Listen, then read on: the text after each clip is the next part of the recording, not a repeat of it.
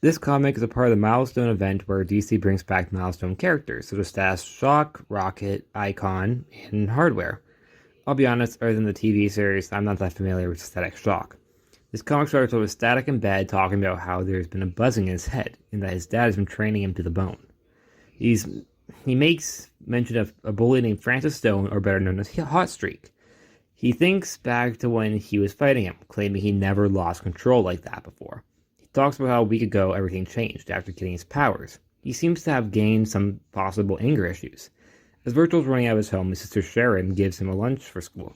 Only for Virgil to snap at her when it's all said and done, he apologizes to his sister before running out the door headed to school.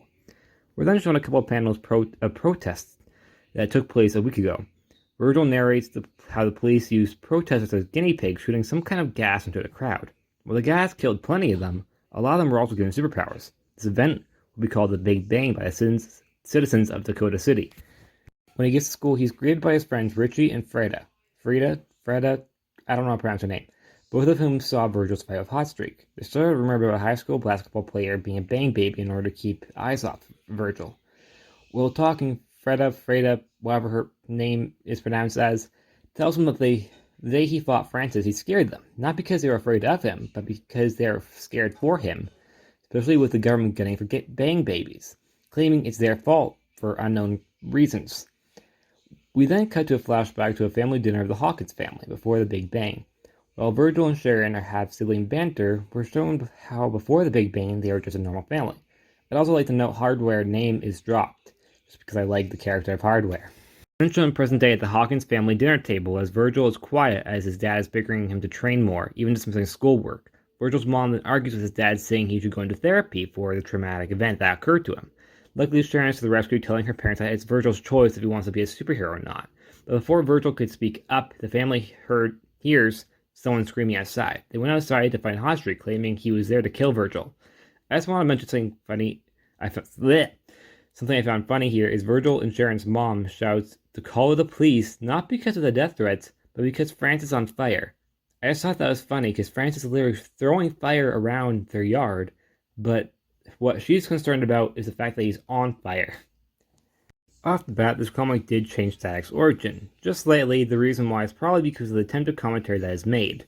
I really enjoy this book, although I would have made slight tweaks. For example, other than the small protest panels, we don't really see much of the commentary.